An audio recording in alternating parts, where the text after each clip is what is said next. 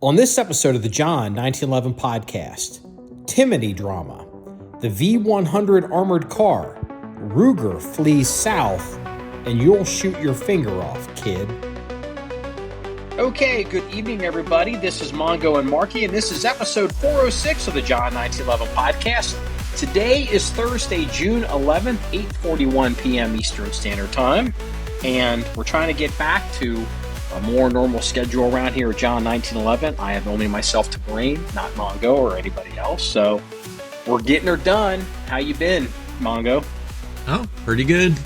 Nothing to really complain about.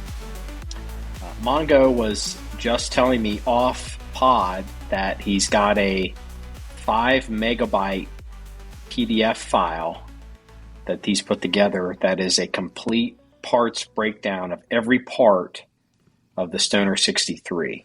And he actually had the balls to ask me, would you want to put that on the website? I'm like, yeah, of course we're going to put that on the website.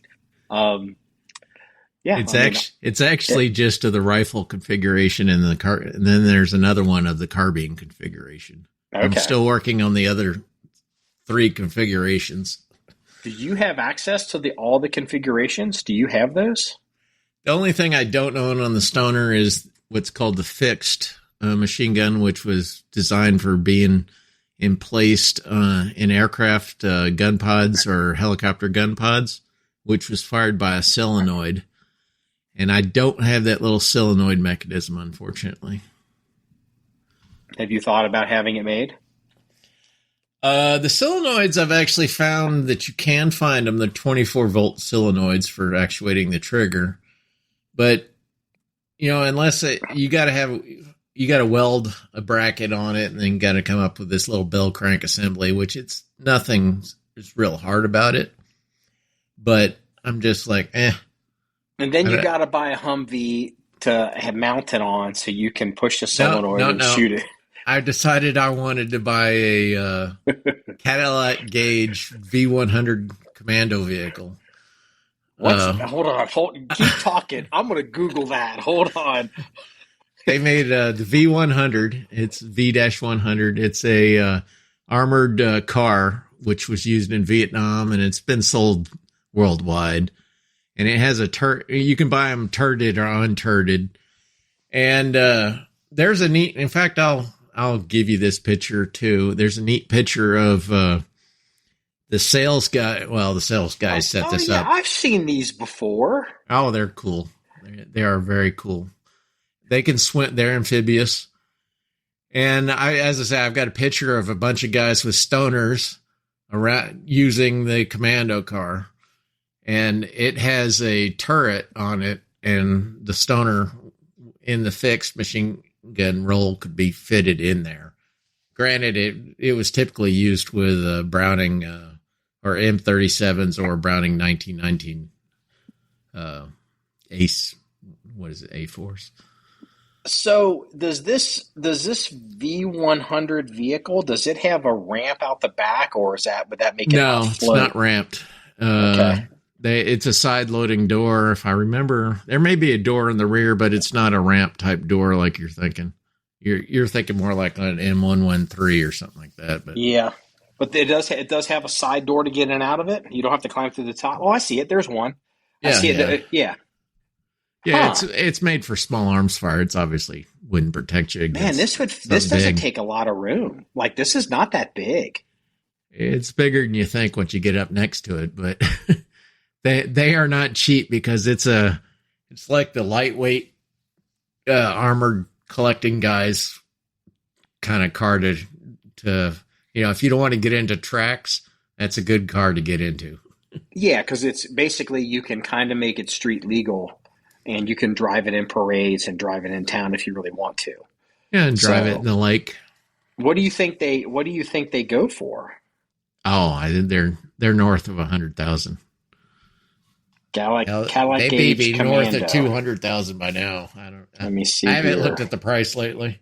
Oh hell! Hold on here. Hold on. Hold your horses. Atlantic Firearms had one for sale. What?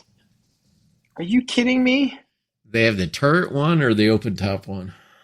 This one was a turret one. It's got a Yeah. small turret. You want the open top? No, I want the turret. If you're gonna have Huh. armor, you got to have a turret. I guess they sold it. It's out of stock. Yeah. Military track from vehicle tracker. David, no. I'm trying to find a price. I'm trying to find a current price. Don't make me bring a trailer. Cold War collection. It's got a V8. Whoa, here's one. Milsurpia, asking price $245,000, a 1969 model.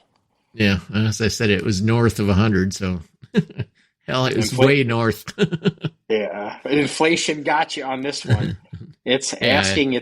It's listed on Facebook. Let me save this. I'll put this on the. This will be in the show notes for everybody at home. Well, you know what? Yeah, it's in Scappoose, Oregon. Listed June 10th. This was listed yesterday. It probably won't last long. We did not plan this. We're just bullshitting right now. I'm just like, hold on. What's he got in this? Hold on. What this has got? What did we make it 30 seconds into the broadcast and we're already off guns and to something else? He's like, hold on. It's got correct tires, axles, all new old stock vision blocks, completely restored Chrysler 361 V8, working bilge pumps so you could take it out of the water. Winch, it's got intercom inside of it. Radios, twin 1919 Brownings. Yeah, the turret has set up for twin. But this one has to be look. He's got barrels sticking out of this. He's selling guns with this. Maybe they're dead. Yeah, they're probably just dummies. Proud Mary was the original nose art and restored. Oh, I know this guy. This guy, he bought that, and he found it's got a great story with it. He found a lighter in it, and he tracked down that lighter. Was engraved on it, and it had the company of the guy on it too. He tracked that guy down. The guy was alive still, and in Vietnam, he had lost his lighter and never knew where it went. And that guy found it and gave it back to him. The guy came over and saw it after he had restored that vehicle. It was a neat story. Yeah, this had served in Pleiku, Vietnam. Over 15 years invested in a restoration. I think he's a nice restoration on it too. Yeah. Is the guy in Scappoose, Oregon? Well, I mean, I don't personally know him, but I know him from a forum where we were discussing this. I mean, okay, this is a neat. He had a good story. I mean, to give people some. Here's an 1941 auto car half track. I mean, to me, it looks like a half track, but they're calling it an auto car. I guess it's all there. They only want $60,000 for that in Lubbock, Texas. So I'm like, wow. I mean, just to give you an idea, it's interesting, So yeah, I'll tell you what, people today, like the kids today, because it never really caught on. Because I guess I'm not going to say people don't smoke, but I mean, it's kind of coming. But like. During Vietnam, like when I was a kid, engraved Vietnam lighters were everywhere in the 70s. You know what I mean? Like they were everywhere. Those Zippo lighters. I mean, I can't remember last time I've seen one. Oh yeah, there's actually Cadillac Gage has lighters with the V100 on one side, and then on the other side the Stoner machine gun. And they have different lighters for different configurations of the gun on top of that. So they got one of the light machine gun, and they got one of the carbine or the rifle. Then we'll move on from this. But the description says that this vehicle, the full restoration, because Mongo is saying this guy's done a real good job. This armored car has provenance, kind of like a classic car wins car shows, like it goes to Pebble Beach. This vehicle, this armored car, is the winner of the MVPA National Masterclass. It's also in the MV Magazine Hall of Fame. Is that Military Vehicles Magazine, and then Uh, Military Vehicles Pennsylvania? yeah, military vehicles collecting somewhere. I don't remember the exact uh, what Interesting. the initials mean. I don't remember. But if you did buy that, so you splurged 245 on that, then you definitely have to splurge another 30K for two 1919s that are live in it. Yeah. You can get some semi-autos though. You could get No, by no. with some semi-autos. If you're going to spend that kind of money on the vehicle, you might as well go all Yeah, out. did you throw up in your mouth a little bit? And I'll tell you what. I mean, this has got a winch on, man. Dude, you use this at the range. Um, what's nice about it, because it's road legal. Well, and this is a big deal. Like what I'm about to say, a lot of people don't understand this. It's got a side door because it's not going to have that much room inside of it. It's got some room, but it can get a little cramped in there. But, having to crawl up onto the top of these things, like you've got friends who, maybe they're getting up there in age or maybe they're not as, athletically built. And it becomes a problem getting in and out of that kind of stuff. Where if it's got like a side door or a back door, that's interesting. I mean, like it's more usable. I can see why these are more, the market is making these more expensive. So, yeah, who knew? Yeah, I don't know. I hear Cadillac Gage. Let me save that for a little heart on that. Well, you So, could yeah. trade in your Ineos for it. You know what? I recently heard that the Grenadiers are not losing value as rapidly as you would normally expect. Like Jeeps and stuff. Apparently, they're not depreciating as fast as it. I mean, not that I didn't buy it expecting it not to depreciate because I was stupid about it. I mean, I paid cash for it, so it doesn't matter. I didn't finance it, and I was just like, whatever. All these vehicles, they drop like a rock, but I'm going to use it, and I don't care. But apparently, according to the market, they're not coming down. They're not as in reach to the kids yet as the kids would like them to be. I thought that was interesting. So I was like, okay, I'll take the wins. Like I was telling you off pod, which I won't say on pod. I will take my wins. I'm not going to publish my blessings, but yeah, I'll take that. I'll take that win, an unexpected win with the Grenadier. So, all right, I need you to salve my wounds here. Okay. I tried to buy a T48 from H&R PSA, or no, DSA was actually the seller.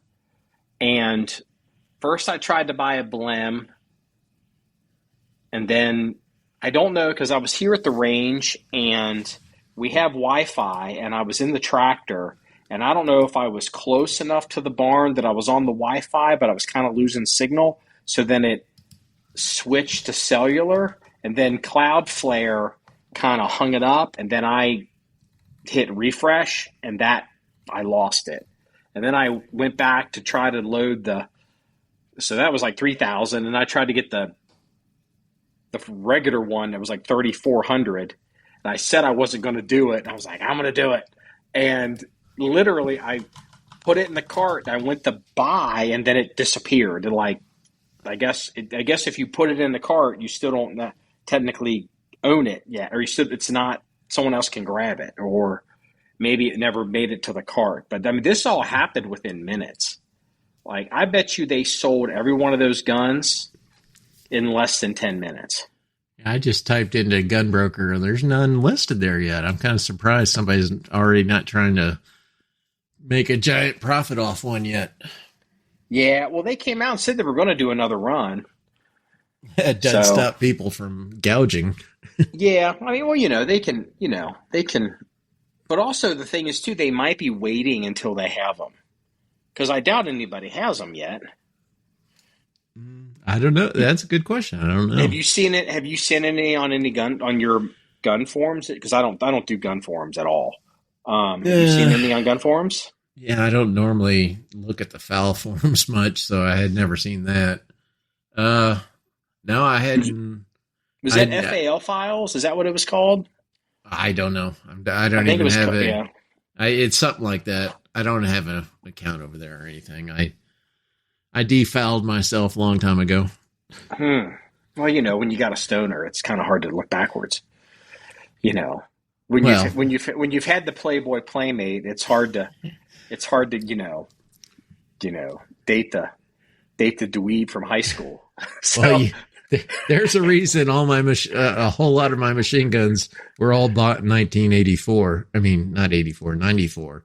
And that's because that's when the assault weapons ban came in, and I made out like a bandit selling all my semis. Yeah. I switched from semis to fulls. You're that theoretical guy. You're the one guy. Like, you're the guy that they all complain about. Like, them damn boomers, they running up the prices on everything. They're paying all these. It's like, you didn't run up the prices on shit. You bought it all when it was inexpensive. How old were you when you bought all your machine guns? Like, inform the listener. I think this will be interesting. 94, I'd be 30. You were 30 years old. Yeah. I'm 61 now. Yeah.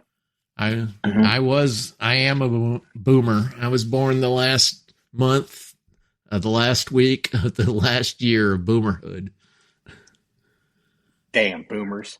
No, I know well, he's a retired police chief now, but he's got a Thompson, and he bought it from his police department. Like, they were getting rid of them, and they weren't giving them away. Like, at the time, he wasn't the police chief of that department. He became the police chief later, but he bought it years ago, and he paid $800 for that Thompson. And back when $800 was that was a decent amount of money. And the last time I looked at the prices when he and I were talking about it, which has been a number of years, they were $25,000. Oh, there may be way more than that now. Well, I've got a worse story than that. My first machine gun was a drop-in auto sear. I paid $695 for it. And another dealer laughed at me, said I'd never get my money out of it. I sat there and sold that sucker. I traded it for my Swedish K. So at the time, Swedish Ks were running around 15, 16,000. Yeah. And I should have kept the damn thing, obviously, because, nowadays, 40, 50 grand now for. I've seen the last drop in auto sear I saw was in the 50s. Yeah, this was a steel one on top of that. Yeah, and it sold quick. Yeah. Oh, yeah, they don't stick around. Yeah, most people don't even know what they are. The reason I got rid of my drop-in auto sear was I wanted a registered receiver M16, which I ended up picking an original Colt A2, and then ended up buying another A2. But I wanted the open bolt light machine gun, which I obviously have since I've done an article for the website for it already. Okay. And you can't use an auto sear for that. You have to have a registered receiver because the trigger group acts with the not the drop-in auto sear. It acts with the real sear positions, but it's different configurations. Well, that makes sense. So other than that, is there an advantage? Because at some point I'm going to have to break down and get a machine gun. I've never personally owned a machine gun. And the argument is to get an AR because they're like the Mr. Potato Head of guns. You can just get everything for them. You can get just crazy thing. You can always get parts for them. You can wear stuff out. Is there really other than that, what's the functional advantage of the registered receiver versus the drop-in auto sear? The only advantage would be if you want to go with an open bolt type situation. Otherwise, I would suggest go for sear. Because you can just move it from gun to gun to gun? Right, yeah. In fact, that's the only reason and the obviously registered lower receiver, if it's an original Colt, sometimes can be worth more depending on the model of Colt. But, drop-in sear, if you're wanting to be I'm talking as a shooter standpoint, the drop-in auto sear is the way to go. As I say, unless you're weird like me and want to do open bolt stuff with an M16, then you got it made. You can go from 22 all the way up to whatever calibers you want. Have you ever seen a situation where, hold on, I had to clear my throat, apologize. Allergies are horrible this year. Have you ever seen a situation where somebody with a drop-in auto sear has had that little sear trip thing wear down and they had to get it repaired? Yes. And is that usually complicated? No. Does that involve the ATF or just? Nope. No, it's just you just got to find a gunsmith that the trip itself you can make yourself. That's the easy part. The harder part is if the housing, and this is why people worry about the aluminum ones, because occasionally the aluminum that was used back then was cheap because there's different grades of aluminum, and how they differ in the types of aluminum is usually the heat treating. So like your typical AR-15 these days is made with 7071. And, or is it 77? God. There's another 60 something, isn't there? Well, like a yeah, 60... the original M16s were all made with 6061, I believe. And I think it's 7075 these days. I'm sorry. And the newer stuff is tougher, but so they used the 6061 because it was easy to machine. It was cheap. And remember, most of these things were just being chucked out as fast as they could right at the end. Yeah. And so what happens is that the little trip in there is steel, but it has a little pin a pin that goes into the aluminum that it pivots on, and that'll rip the housing apart down there occasionally.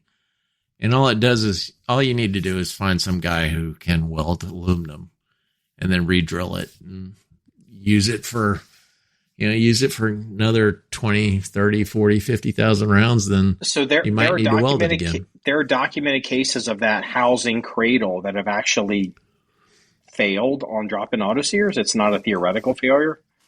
Yes. Yeah. And it doesn't hurt the gun or anything, but it obviously stops it from being an automatic at that point.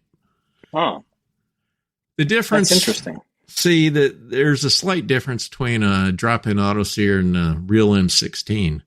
When you put an M16, a real one, on semi-auto, the auto sear is cammed out of position, so it's not used. There's nothing. Yeah. It doesn't get impacted by the bolt carrier. But on an drop-in auto sear, that's always impacted by the bolt carrier because it doesn't have the leg that goes down to the selector to be cammed out of the way. So regardless if you shoot it semi or full, it's always going to be actuated. It's a high stress part. Every cycle of the gun is working. It's not that high stress. If you look at the pin that goes through the trigger group, you can tell that just by looking how small it is. But it does take some impact. I mean, there's no doubt about it. That's why everyone wants to steal the quote all steel auto sears. The steel ones are the one that are in the high 50s. I think I've even seen one. Like someone was asking in the 60s. I don't know if it's sold, but I remember seeing it. Yeah, they'll typically pull about 10 grand more than an aluminum one. But I mean, I wouldn't be disappointed with the aluminum one. I'd prefer steel, which I had at the time, but I'm not going to be buying another one, so it doesn't matter. Yeah, I mean, you never know. Like so let me. All right, then we'll get off this and we'll get on to stuff like what we're talking about right now is not anything I was prepared to talk about on this podcast. So, do you think, in your opinion, either through hook or crook or regulation, executive order, or something out of the ATF, do you think they will ever crack open the NFA for machine guns in our lifetime? I think there has been enough inroads that there is definitely a chance. I'm not going to give how big a chance there is. And of course, everyone on the forums talks about how the old machine gun boomer guys are all are all out telling their congressmen not to vote for it because they don't want to lose their value of their machine guns. I've never met a machine gun guy who was not willing to want to collect more machine guns and at a cheap price at that. I'm the same way. I'm like, who? This is all just fake class warfare bullshit, is what that is. That is exactly. Not real. But it's the same guys. It's in the gun community. Once again, the gun community loves fake drama or made up drama. Yeah. So speaking of Ben Steger, his videos pointing out the Timney triggers for Glocks. Have you seen these? Have you seen what's going on with these Timney triggers these Glocks? Yeah, I saw a video of I don't know if you call it an AD. I guess it's an AD. Accidental discharge of a Glock with a Timney trigger in it at a shoot match. Yeah, dudes are pushing the trigger sideways. They're going off. They're tapping the mag. Tap right. They're going off. Like it's crazy. And it's like, well, you get these companies like. I haven't seen one of these guns. I haven't talked to Wilson about it at all. But, there are other guns that do this. But Wilson has that new Bulwark. Is it Bulwark gun? Their pistol, this striker gun that they have out that they're trying to push. It's got a sliding trigger like a 1911. But my understanding, unless I've misheard this, is it has an enclosed. Or maybe it's an internal hammer. It's probably an internal hammer. I thought it was advertised as an internal hammer. Yeah, you know what? Yeah, it's an internal hammer. That would make sense with the sliding trigger. But it's apparently I don't know what they even call it, but the trigger, the hammer, sear. I don't know if the trigger is a part of it, but it's a cartridge.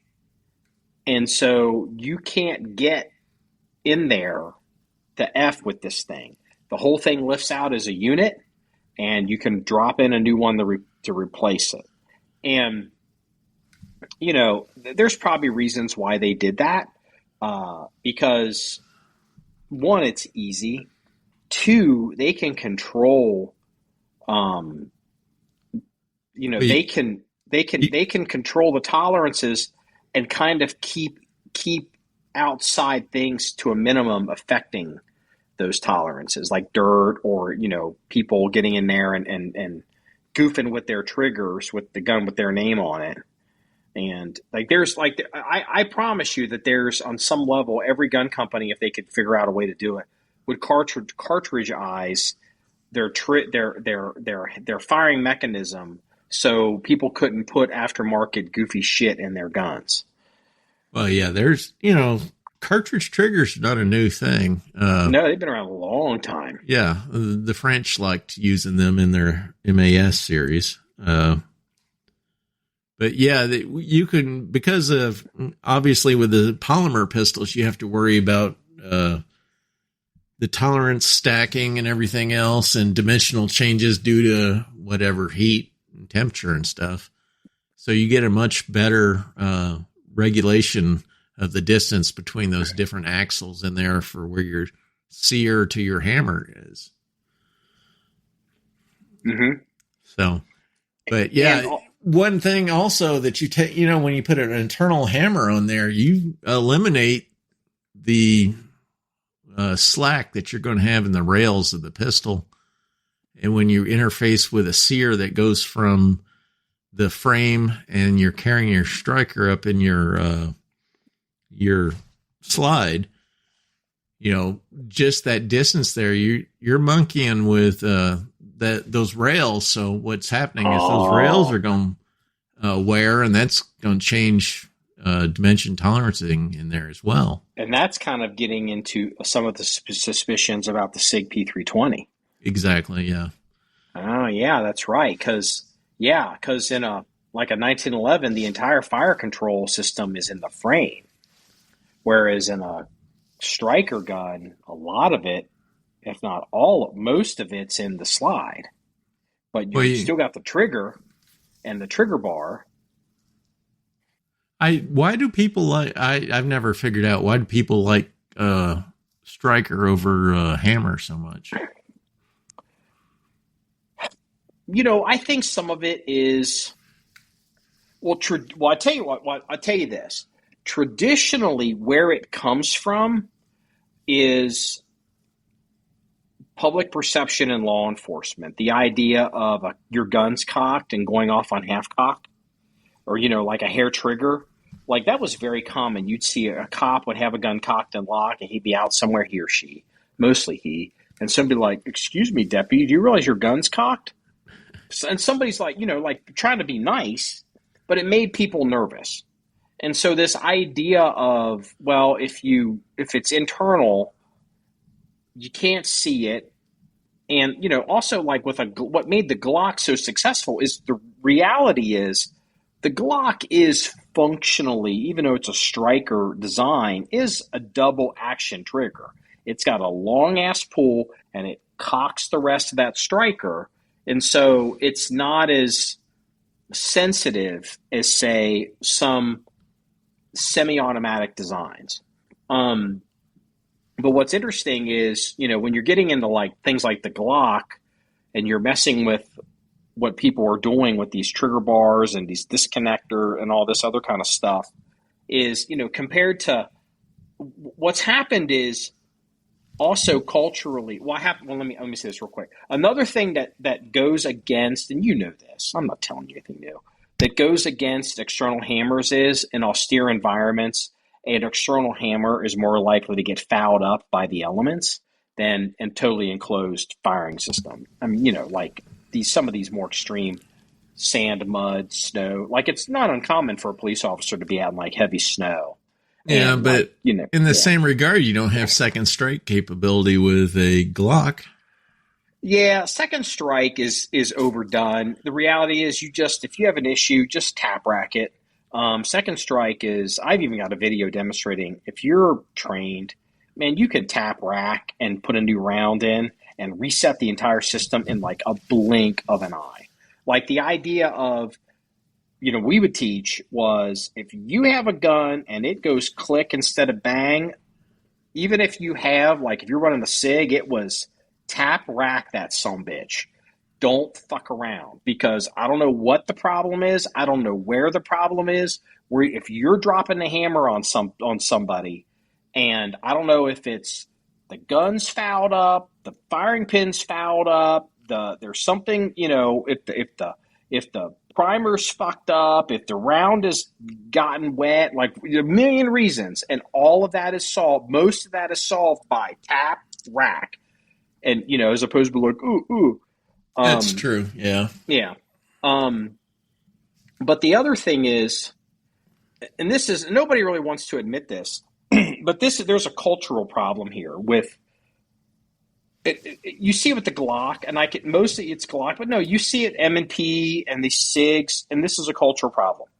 In this country, this is my theory, in this country for decades, the primary gun that was the gun of either professional pistoleros and or competition shooters was a cocked and locked 1911.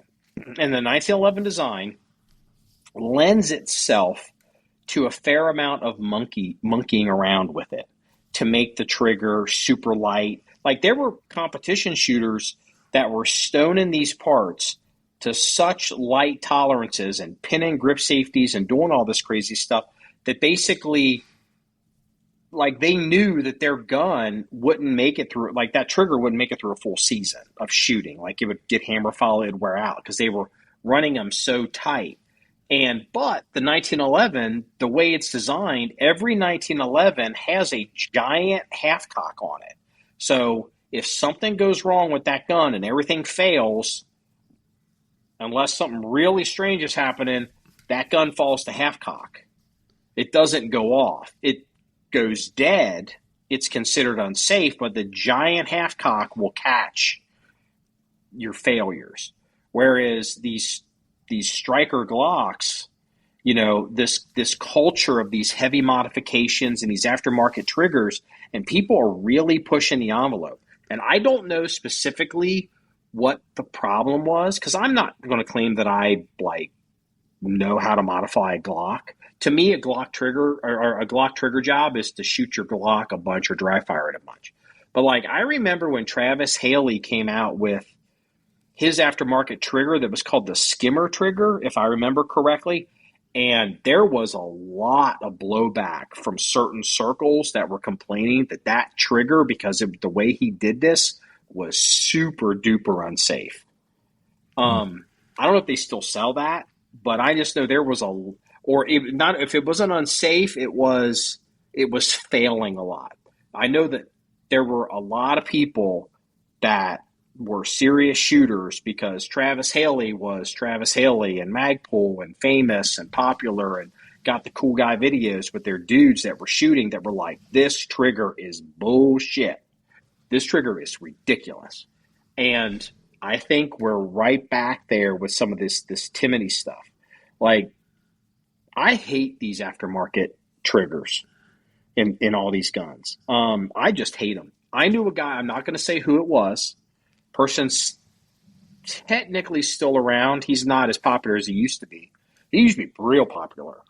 Larry Vickers was running his stuff.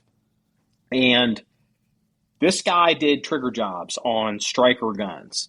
And that's about as specific as I will be. And I know multiple people, because we knew this guy. We knew him face to face. He knows who I am. And they were running his trigger jobs and they were failing. They weren't failing right away, but again, we're shooters. You're shooting, even if you're not a competitive shooter, you're shooting 8,000 rounds a year. We had guns. Guns were going dead in a year and a half. They were not lasting. And it was these are kind of duty guns. These are work guns. These are training guns. This is a problem.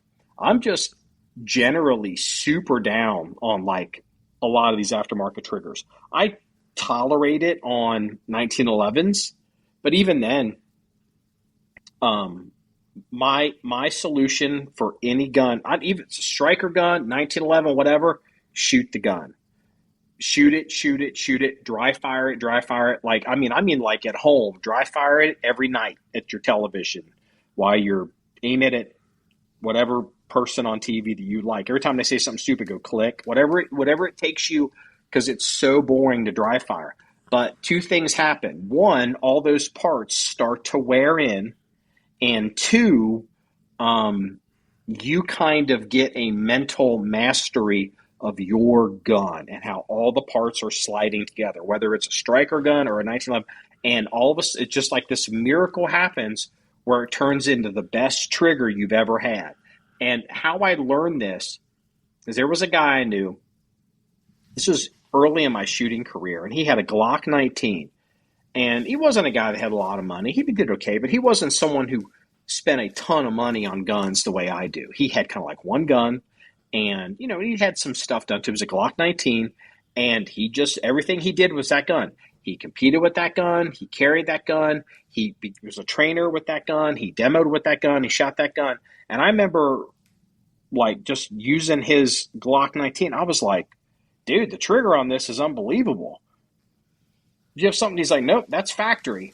And I'm like, this is factory? He's like, yeah, I got 30,000 rounds for that gun.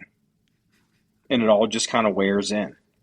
Because what a lot of people don't want to understand is, companies like Glock, when Glock comes out with a new gun, like a Gen 6, this, they just can't put a gun out and be like, this is great. They have to test and test and test and test, because they can't sell guns to police departments where in 5 years, all of a sudden, 30% of these guns are breaking. You know what I mean? They design them to be shot over and over and over, and there's a certain amount of wear that's allotted in those tolerances. And that is where that's where your beautiful triggers come from. And ultimately, the only way to get there with these aftermarket triggers is to either omit some kind of safety feature that is causing a buildup of something in your trigger, pressure or distance, or you're removing material, which is basically trying to, instead of you putting the effort in of shooting 30,000 rounds through your gun, dry fire, live fire, you're just trying to cheat. But there's always a risk you go too far and you end up with a dead gun or an AD gun. So I'm super down on modified triggers. I don't say much about them, but like, if you had a modified trigger in your gun and you were carrying a gun on my liability, the fuck you are. Like, I'm just like, whatever, dude. Like, it's a nightmare. And so, like, I'm not, like, I remember when I saw that the Wilson had that bulwark gun, I was like, yeah, I understand that. I understand that 100%. And there's even an argument to be made, like, if you're, like, again, I don't know if the bulwark gun's going to be successful, or supposedly it doesn't recoil a lot. You know, this is a soft recoiling gun. I mean, it's a 9mm. Okay, sure. I mean, that's fine. Like, I'm sure it is, but, you know, again, it's a 9mm. But, you know, there's something to be said when you're talking to police departments, command staffs, city attorneys, and, you know, lawyers, and, you know, and the insurance companies, where it's a cartridge trigger system. You can't get in it. You can't modify it. That has a lot of appeal. And I wonder that'll definitely be something that'll definitely be something if they ever get a chance to you know, pitch that gun to some organization, they won't let that go. They will sell that. They'll be like, you know, your police department with their current whatever X Striker gun, we have a hammer fired gun, and they can't get in there and goof with it like they can on your other guns. And you know as well as I do, you got some of your officers that are in there goofing on these guns even though they're not supposed to. Well, you know, it also makes maintenance from a agency standpoint easy, and that if a gun goes down, they can say, well, we need a new trigger module or hammer module. Absolutely. I mean, it's probably user serviceable. You know, you punt, I mean, it's like, here, okay, send us some, you know, you just send a packet of trigger packs,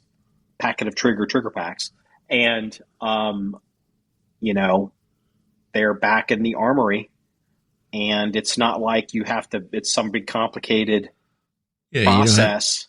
You don't have to be a real trained gunsmith that knows how to fit up a trigger. I mean, a sear and a hammer. Yeah. You can be he's a certified Glock armorer. How can we make this even less complicated to achieve? Let's put a packet trigger in the gun. Oh yeah, so a Glock, so like a bulwark armorer would be what? A dude that can change springs and push sights around? You know what I mean? Push out a pin.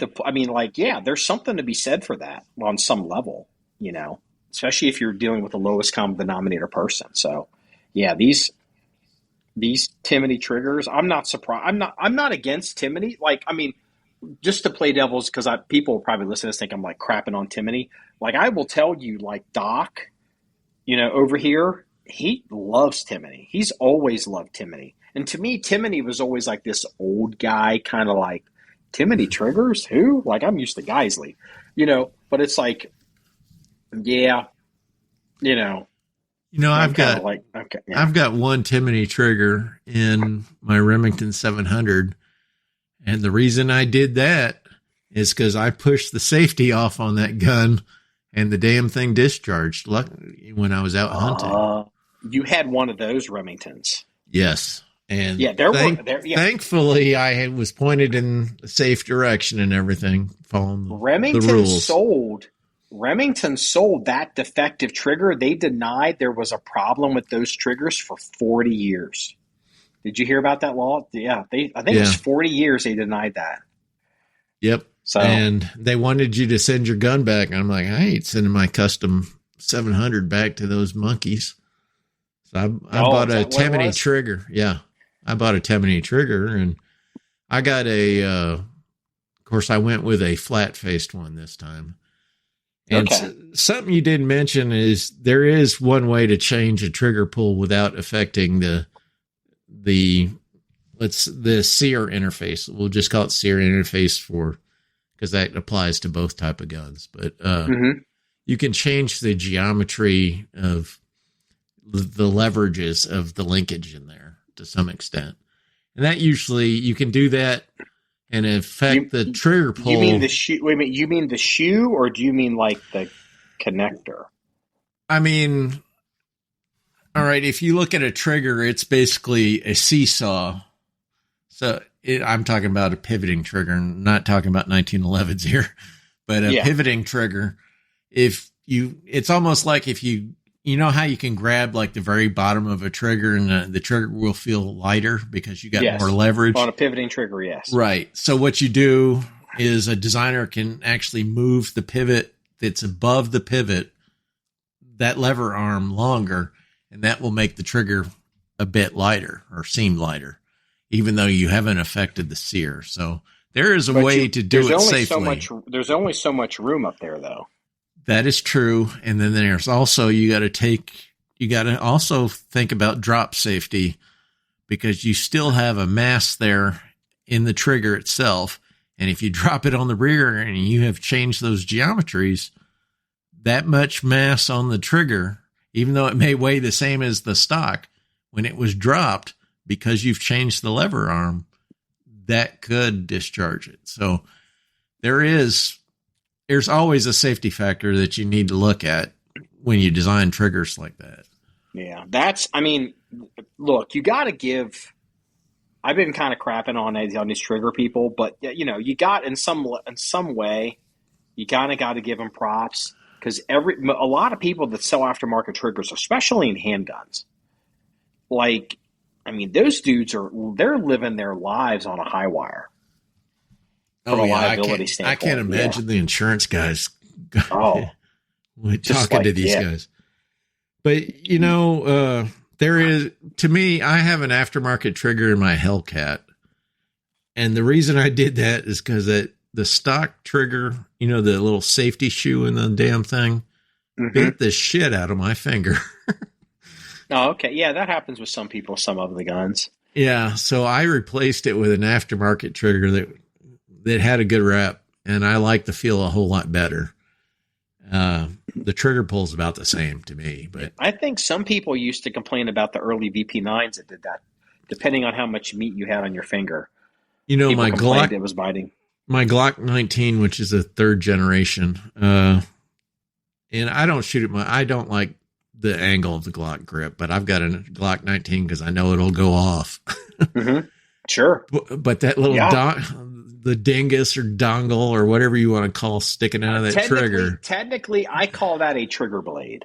All right. That trigger blade is like a blade on my 19, and it's sticking out far enough that when it's pulled back to clear the frame to release the trigger, it is still sticking out on the face. And I hate the hell out of that.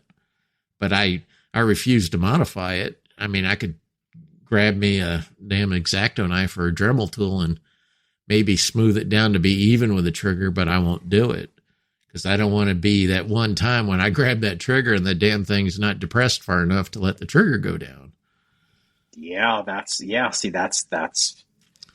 people probably thought it was going to be the reverse, or just take some off. We're like, well, it may lock the trigger if you don't. Yeah. Yeah. I think mine is probably on the high tolerance where it still sticks out and I can feel it. I don't have enough callus on my hand, I guess, because I'm a engineer and not a cowboy or something. I'm imaging you with a cowboy hat on. Don't even know what you one. could do. You could just get order an OEM, whatever generation Glock it is, order some OEM parts, put them in, and then see if in the tolerance spectrum, if it's a little bit more pleasant for your hands, for your finger. It's my bedside gun. It's one of those guns. I'm like, if somebody stole it, it wouldn't be a big upset to me. I just don't want. I'm not going to be shooting the damn thing much because I just don't like the feel of Glocks. I don't like the angle of the grip. The shape of my hand is terrible with that angle they got. Yeah.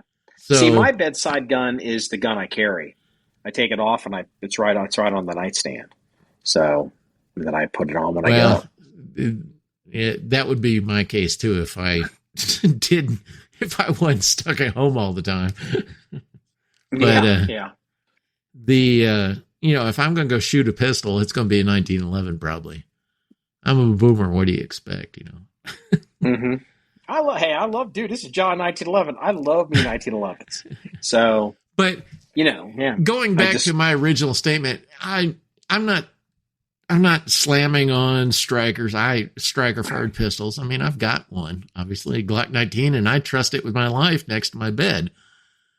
But I just don't see the non-boomer generation, let's call it, or generations, who think that they got to have a striker fire. I don't understand the mentality where everything must be striker fired these days. Okay. So, there's another. So the culture of like this race trigger, aftermarket trigger, chasing the trigger, comes from the early 1911. That's where the racing culture, because it was 1911, they did that. So that has followed the shooters into today, especially the ones that compete. The other thing you have to acknowledge is, and it's hard for old guys like us to do this, but the first thing is the Glock set the standard for reliability in a handgun. True. Yeah. Fantastic. And that bar is so high, and it's not just the reliability in the handgun, it's the reliability in crappy conditions. The thing just works. And so, you get a lot of people so that's what people want. They're chasing that. So they want to tend to, if it's not a striker gun, it's not going to be like a Glock because everything's compared to a Glock. And the reality is what's happened is Glock kind of moved ahead of the 1911 for a lot of people, but it's been really interesting to see probably over the past 10 years, really a lot, how much the 1911 has really come back. And basically in the pistol world, you have two guns in America today. You've got 1911. You can say, I'm talking 2011s. I'm talking, like there's people that try to say the X9 isn't a 1911, and okay, sure, but it is. I mean, for the user, it's functionally a 1911, and then you've got the Glock. And so basically, when you come out with a new gun, you've got to be in the culture of American gun culture. You kind of going to be in one of those two silos. You're either going to have the attributes of a Glock, or you're going to have the attributes of a 1911. Well, I understand what you're saying. All right. But I guess this is where the engineer mind of me is saying, just because it's a striker fire does not mean it's going to be Glock perfect. Let's say Glock perfection, like their ads, right? Oh, it's absolutely not. Of course it's not, just because, but okay. Why did Wilson come out with this internal hammer gun? Well, I think you've made a good point about police showing a cocked-and-locked pistol or whatever. Well, just okay. If you look at Wilson, just look at Wilson from their book of business. Every gun they sell is a cocked and. I mean, they sell. It's not true. I mean, they sell a lot of like Wilsonized SIG P365s, P320s. They sell modules. They do all this stuff. But as far as guns they make, handguns, it's 1911s or the X9, which the X9 is incredible guns. They work like Glocks. Like I'm telling you, it's the best 1911 ever made. But they weren't going to make a striker. I think they toyed with a striker gun a long time ago. They did, a true striker gun. But so they decided, it's like, well, in their, like if they're trying to, have their catalog of items, where are they weak according to the general marketplace? They wanted internally fired gun, obviously. And that's why they focused on this internal hammer gun. Because, Well, I'd don't be sell willing to Glocks. bet they want it. I mean, everyone's selling a Glock-like thing, right? But Wilson's not going to make their money. They make their money off nice triggers, nice guns, well fitted, and everything. But if they turn around and sell something that's Glock-like, they're not. That doesn't help their brand at all. It doesn't do anything for them. So they want to be known for a certain quality level. You're right.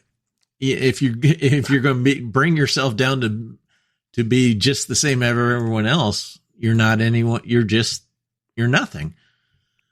But when they designed that Bulwark gun, it was never targeted to be a $600 gun. That was never going to happen.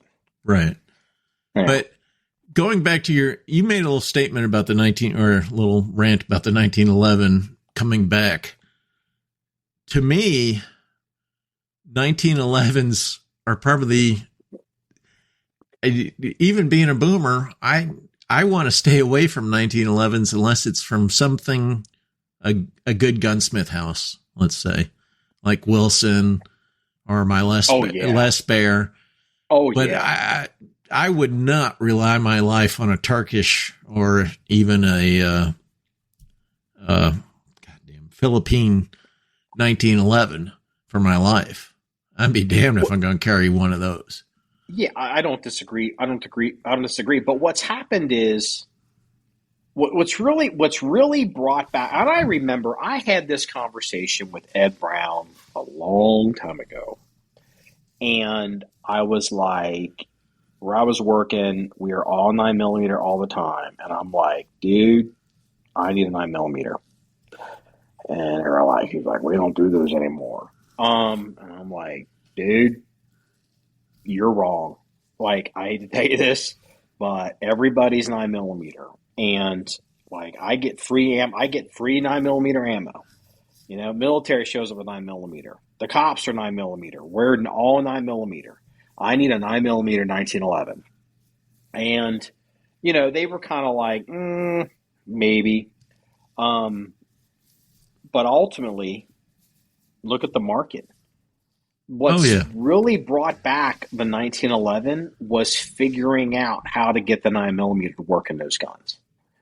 Right. You used to have so many problems trying to, like the original Colt, whatever model, 9mm Colt Mark, whatever they used to sell, was a flaming piece of dog crap. And, oh, my God, like you just couldn't get – the magazines were ridiculous. The extractor's in the wrong place. I remember. They weren't ramped. And these guns – and also because generally a 5-inch all steel – this is still true today. It's hard to get a 5-inch 9mm 1911 to function reliably, especially if it's got the dual radial lugs on it and the full rails, because that's a lot. The mass, all the locking surfaces, the mass of the slide, and it's got to unlock, a 9mm's got to unlock all that and still cock that hammer, and then it's got to have enough ass to come forward and push that round all the way up. It was. I mean, the 9mm or the 1911, this was basically designed around a 485, and so it took a long time. It took people like, what really changed the game, in my opinion, was when Bill Wilson really, really, really got serious about 9mm and worked on 9mm single stack magazines. Because that started to really change, because you could get really good single stack 9mm magazines, and they will admit this. The first at least two generations of the Wilson, whatever they call their, I can't remember what Wilson calls their magazines. They had some name for it. Though they had to revamp them. They took them a couple tries, kind of like these dudes firing these rockets. Sometimes the rockets go up, sometimes the rockets blow up, and some of these couple generations of these early 9mm magazines, $40, and they weren't as good as they could be, but they were learning and figuring stuff out. And then what happened was trying to get 9mm, because then people are like, I need more rounds. Like if I'm a 1911 guy and I'm living in a Glock world, because I used to run into this all the time. I'm shooting with cops, military, gun enthusiasts. I'm running a single stack, 8 rounds, 8+1 round, 45. All that recoil, and I'm keeping up, and sometimes I'm winning, but I'm still having to reload that gun. And I'm winning on skill, but dudes are hanging with me because they don't have to do the reloads as often as I do. And they started to get to the point where the market was like, I need double stack 1911. I need a double stack 1911.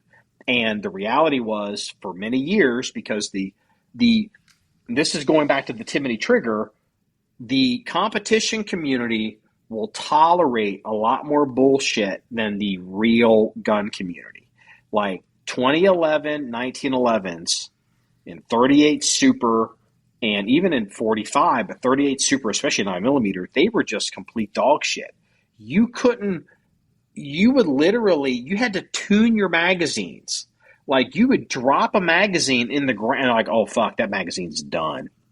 Like, it was so crazy, and it took a long time. But once the market wanted these 9mm 1911s, and people started putting money into them. Wilson went their way with the X9, Staccato, whatever it used to be called, STI. They went their way with the 2011 that they call them, which I still disagree with. Which then they eventually went to whatever that HD gun is, which is closer to the concepts of an X9. Things started to really turn around for double stack 1911s. But the real resurgence for the 1911 is because of 9mm. It has nothing to do with 45. Oh yeah, you don't get any recoil in a gun that size, weight in a single stack, but the world is basically proven after a lot of gunfights and analysis and we call them mortician or medical examiner reports. Autopsy. Autopsy. The 9mm is functionally just as effective as the other calibers. It's the hits and where you hit the count. So if you can get the hits, and you can make an argument that it's easier, and this is going to piss people off because they're going to want to hear what they want to hear. They're not going to want to hear what I'm saying. It's easier to get hits with a 9mm than it is a 45. Like, no, it's not.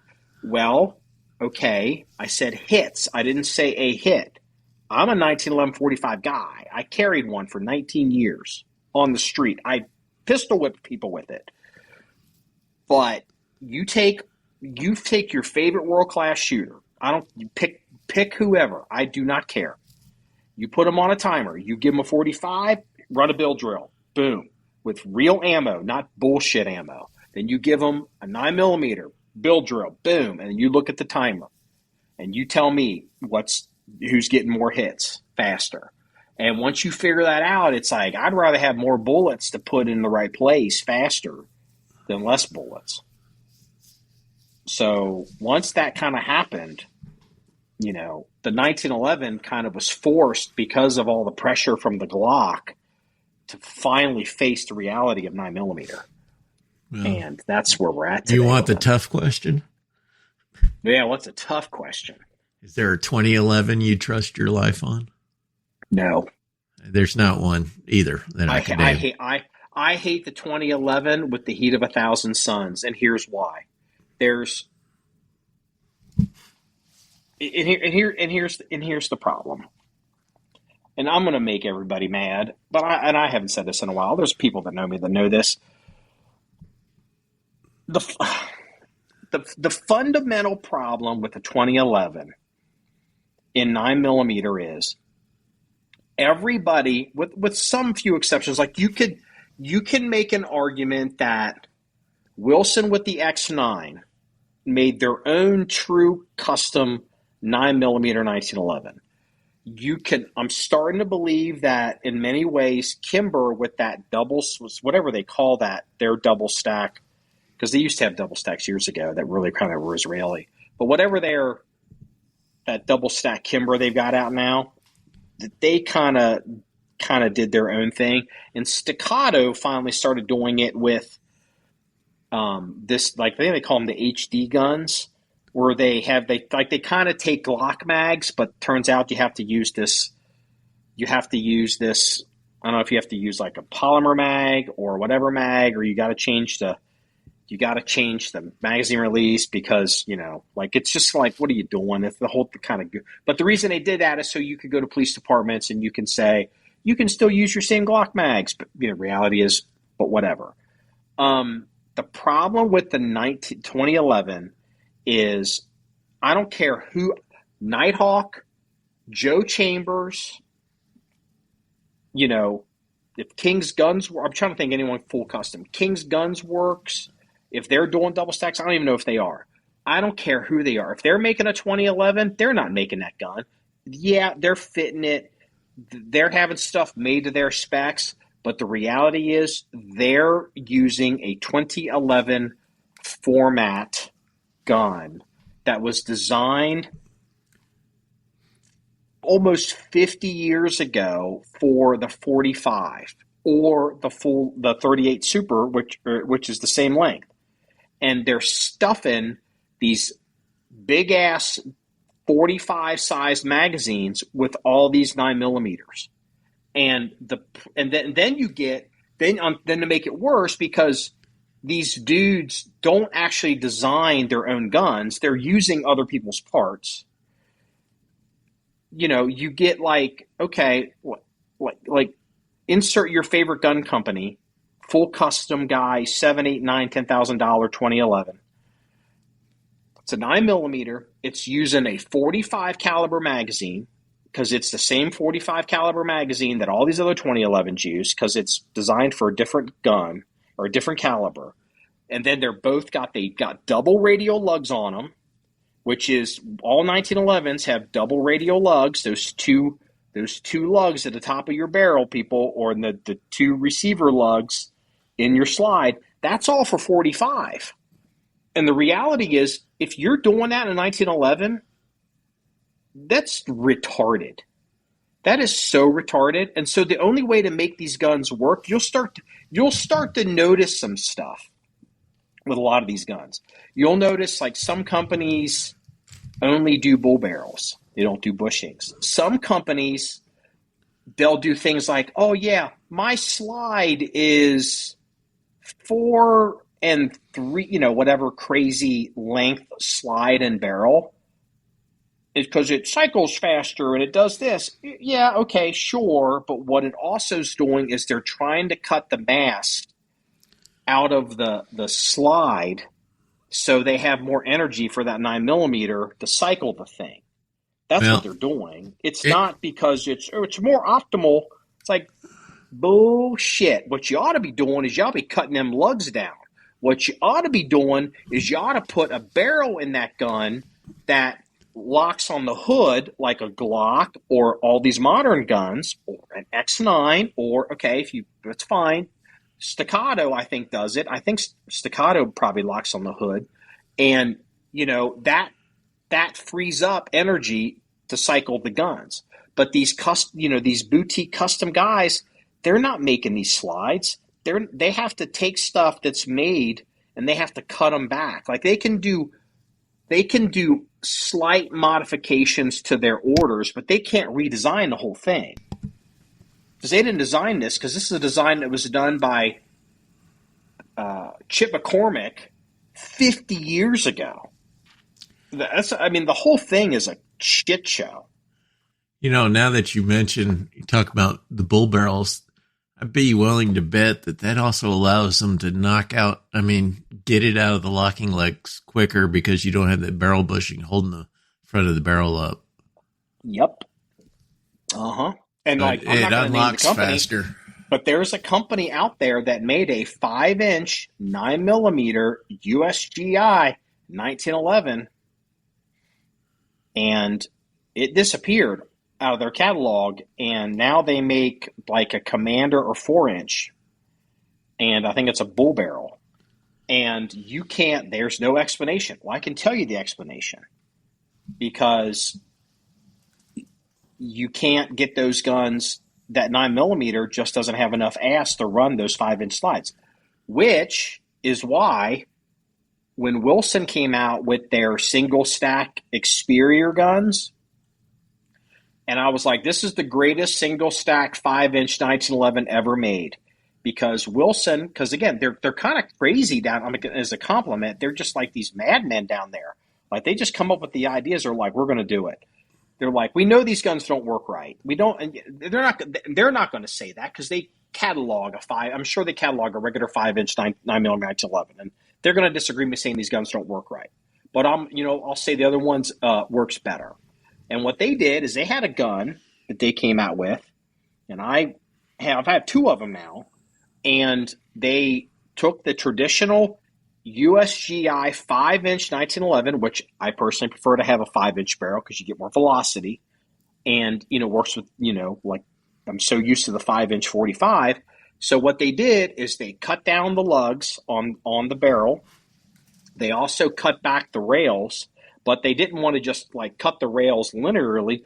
They wave cut them, so there's less resistance on the rail. There's less surface area, but it's along the entire axis. It's not going to move like slot back and forth like on four corners. Like if you just cut the rails from in the middle back and in the middle back on each side. Like they did all that kind of stuff to make it more reliable. And what I mean by it, when I say more reliable, and this is where people get, my gun shoots fine, I never have a problem. It's like a race. It's like a race car. It's like Indianapolis 500. Yeah, everybody can make a gun that can go around the racetrack. 45, 38 Super, 2011, whatever. But what wins the race is how your gas mileage, your tires. And if you don't break down or you get bogged down. So if you don't have to pit as often, you can win the race. The reality is a standard 9mm 5-inch 1911 that is assembled like a 45 ACP compared to the Experior that I just described, that standard 9mm gun will have to pit more frequently than the one that I have that's been heavily modified for 9mm. And that will win the race. It won't slow down. It won't bog down. You'll be like, I'm keeping up with the Glock guys. And that's where that same problem is, where the 2011s, that entire market, these people, they can't design. They're not designers. They're not engineers. They're machinists. And they're very talented. They know way more about guns than I will ever know, and way more about machining than I will ever know. But they don't have the ability or the money to redesign a 2011 to solve the problems, because they can't afford to redesign, have fully custom slides, just come up with a whole new gun that isn't compatible with all the other 2011s. Whereas like Wilson did it. Staccato made enough money. They finally did it with this HD gun. I don't know if it's successful or not. I think Kimber's kind of playing with it a little bit, but all these other super duper custom 2011 guns, like all these Nighthawk guns, no way. 2011, no way. And look, I'm sure they're way better than they used to be. But I hate to say it, I don't even follow the 2011 market much anymore. But yeah, I don't. But it's like, my X9 or some of these, I don't want to just say X9 because I don't want people to like Wilson. Because the 1911 dudes, if they hear a brand that they like versus or that they don't like versus their favorite brand, they tune you out. All I'm saying is there are guns, there are quote 1911 double stack 1911s that are truly built from the ground up with proper magazines, proper lugging and railing to handle 9mm, and then there's all these other 2011s that are fucking kludges, and it's not great. It's okay. You're getting away with it. Well, But, the in gun I in a world, want's not in made a, is my problem. yeah, but in a world where the Glock 17 or the Glock 19 is the standard of reliability that we live in, that's a problem. It's a huge problem. And and so, and yeah, for a price of 450 or whatever the price is at the aired time or whatever. yeah. But I have a Springfield Armory EMP, one of the first generation ones, and I love the feel of that frame. But I would like a commander sized, it's a 9mm. I'd like a commander sized slide on it, not the small slide they got on them. Now, if I remember correctly, the EMP was an attempt by Springfield to make a frame that was sized for 9mm, right? Right. And 40. Yeah, front to back. It's 9mm size front to back, but it's on a single stack. Yeah, which means, and again, this kind of we're talking about the problems here. It means this has to use custom magazines because you can't just I got Colt 9mm magazines. They won't fit in this gun. True. Because they're smaller front to back. And that was another example of trying to recognize the problem. I knew somebody that had one of those guns in 40, and they tried to sell it to me. I was like, hell to the no. Hell to the no, I don't want that little gun. In 40, I was like, oh, that's like to break the bones in your hand. Like, screw that. I mean, you can shoot it once, whatever. You can shoot a couple mags through it, but try shooting that gun all day for 500 rounds, for a serious training session. Right, yeah. Ugh. But, yeah, I'm wanting a commander size with that kind of frame, but nobody's going to make it. I guess I don't trust Springfield Armory enough to rely on them for my life anyway, so... I don't. Of course, I'd love a Wilson X9 as well. Separating me from my money on that is just the hard part. Unless it's a machine gun, and then you got no problem. Yeah. Well, I'm not saying that I can't afford it. I'm just saying it's just if Wilson comes out with a full auto X9, you'll pop up with it, or a belt fed upper. You'll be like, oh, I had to get this. Or heaven forbid, a Bren configuration.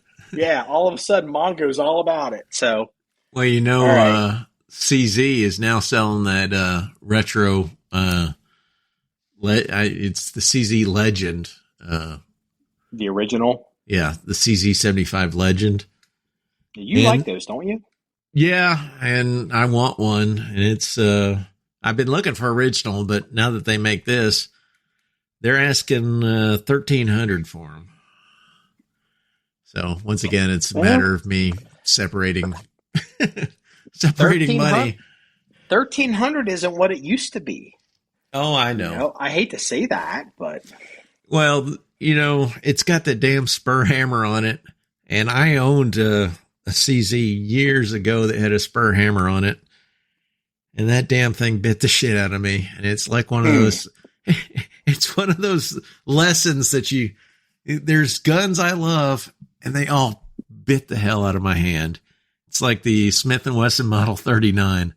I love the hell out of the feel of that thing in my hand.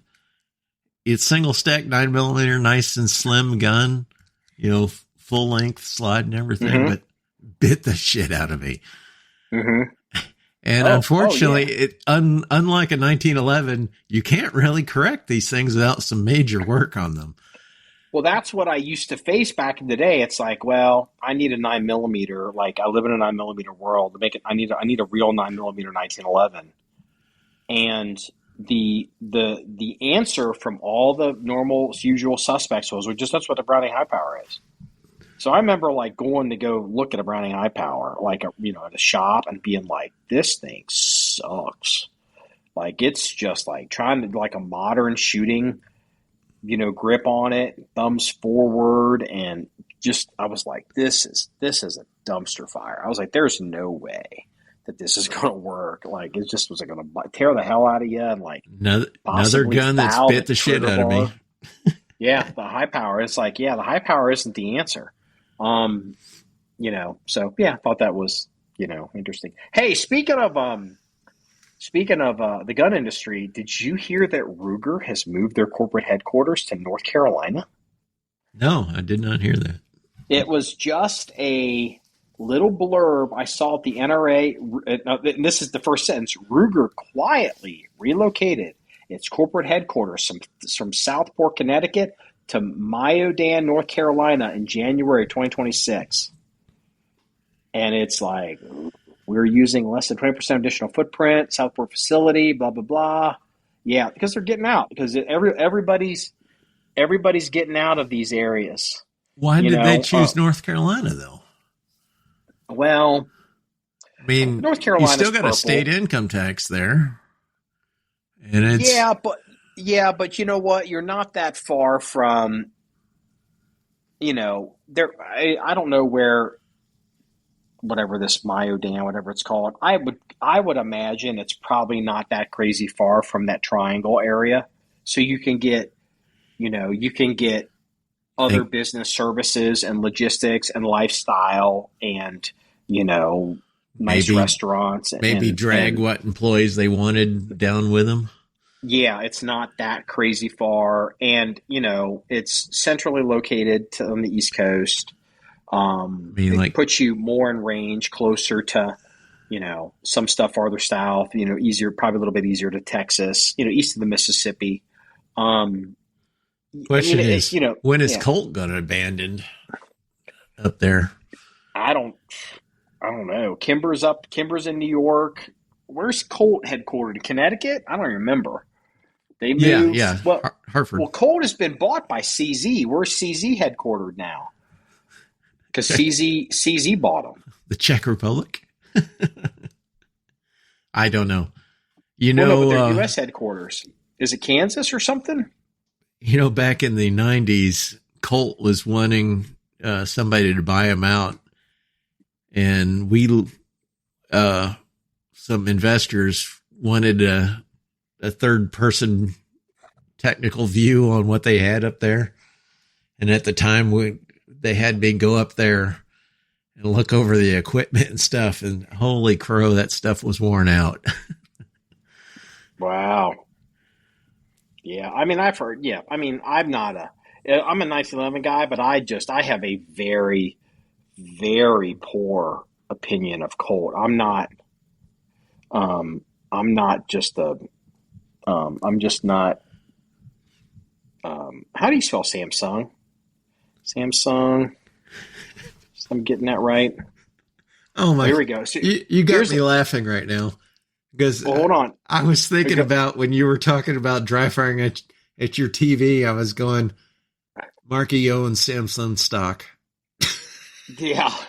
Well, no, but talking about companies fleeing, because I wasn't going to bring this up on pod, but this is worth mentioning. So Samsung, I think, is a Korean company. Is that right? So anyway, they have a U.S. headquarters, which is in New Jersey. Okay. And you're like, okay, that's fine. I think they have a big manufacturing facility in Texas. Like, I remember the North Koreans publishing a map about nuking some areas of the United States, and one of the places they were going to nuke was, I can't remember what town it was in Texas. And people were like, why the hell was North Korea targeting, because Samsung's there, and it's a South Korean company, so it's just all this weird, PR stuff that they do. And listen to this. Economics giant Samsung will soon be relocating more than 1,000 employees from its 312,000 square foot office in Englewood Cliffs, which is in New Jersey, to Plano, Texas. Listen to this. Featuring a cafeteria, fitness center, grocery store, and even an arcade, the glass-walled HQ on Sylvan Avenue was supposed to be become the company's longtime home. So the thing is, they just built or rehabbed this facility in New Jersey a year ago. And they're like, they've decided they can eat all that money and still move and make money. Yeah. And nobody's talking about this. But again, I'm a business guy, and it's like, dude, this is awful. Companies, the rollover has happened. The tipping point, everybody's running. And like, I'm curious to see what happens with California with Spencer Pratt and all that, because I think a lot of people, I think people are running. And listen to what I said. Like, I just feature like Samsung, 1,000 employees, 312,000 square feet, featuring a cafeteria. All right, but you know what? I'm sure it's a really nice cafeteria. A fitness center. It's probably a really nice fitness center. I like really nice fitness centers as someone that has my own gym. A grocery store. This headquarters has a grocery store in it. Now, I don't know if it's got hippie food. I don't know if it's got like fancy food or if it's got Korean food, if they got a bunch of Korean employees. I don't know. But whatever they did, that's like a huge perk.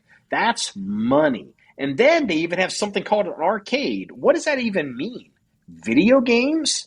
Like, you go in there and play Pac-Man? Or is it like some kind of, I don't know, salon to go down there and play ping pong? Like, or there's pool tables. But whatever it is, 312,000 square feet, they're like, F you, New Jersey. We just did this a year ago, and we're moving to Texas. And I'm like, damn. Like that. Plano's a big city, so it's not a small city. But that's, the reason they would, like when you're moving a business, you're not only looking at taxes, you're also looking at, the talent that you could hire from the area and what your employees can get from being there and your company, and it's like, well, yeah. I don't know I don't remember what the income tax in New Jersey is, but I'd be willing the cost of living is about double what it is in Texas. Oh, and then New Jersey income tax is out of control, and the property tax is very high. But you know what else New Jersey has? New Jersey has the highest corporate tax rate in America at 11.5% on top of everything else. And it's like, I mean, it's brutal. It's at one point the Northeast and I guess the West Coast is going to start looking like Pittsburgh, where you got a whole bunch of infrastructure just sitting there dying, doing nothing because everyone has left. Yeah. You look at like Pittsburgh and you're like, holy crow, what a depressing place when you go through there. I don't know. I haven't been to Pittsburgh it's been a long time for me too, but I'd go through there and I'd see all the old steel mills and everything else. Like, it's Pittsburgh. I don't know. Like, someone let me in the comments below. Like, someone who lives kind of in Cincinnati now. Like, I moved out of the city, but basically I'm Cincinnati. Like, I don't want to be like, I'm shitting on Pittsburgh because I know there's all that sports team stuff. I don't know. Is Pittsburgh cool now, or is it like, have they reinvented themselves like Columbus, or is it like Detroit? Like, I have no idea. I don't know. Leave in the comments below. Let us know. Here's something kind of funny. I want to tell you this. So it's not funny, but it's kind of funny. Like, just because nobody's dead. So do you remember in the opening days of the Iran war, the American or the U.S. I don't know what you'd want to call that. The U.S. Persian War, the Iranian nuclear war. I don't know what you want to call it. When the opening days, and there were 2 F-15s that were shot down over Kuwait, and it was, we discussed it on pod, yeah, we did, and so like then it was like, I don't know, like, was it Kuwaiti F-18, and like, did they really? Was it a mistake? Did they think that they were Iranian airplanes? And the reality is that they really downplayed it. They dropped it out of the media because obviously the U.S. government and the Kuwaiti government, they've all told everybody to drop this, but it's obvious from all the telemetry that the Kuwaiti pilot intentionally saw they were American fighter planes and shot them both down. And in many cases, like one of the pilots, I think the first one, like they didn't even know they were being engaged. Like they were just like, holy shit, we're blowing up. And they got out. And I don't know what's happened to that Kuwaiti pilot. I would imagine at this point he might be dead. I would think the Kuwaitis might have killed him. Because, they know which side their bread is buttered on. Well, so these flights, these two F-18 or these two F-15s, U.S. Air Force F-15s. They were so it's like four. I think it's two pilots. So F-15Es. There was there's a Strike pilot Eagles and a Wizzo. So like bomber fighters and pilot Wizzo or Rio Wizzo weapons guy in the back, pilot weapons guy. So these were dude, like call sign was dude 44 and like I don't know, like dude something. So do you remember when there was a big brouhaha because an American F-15 had gotten shot down over Iran, and then we had to do this big rescue operation.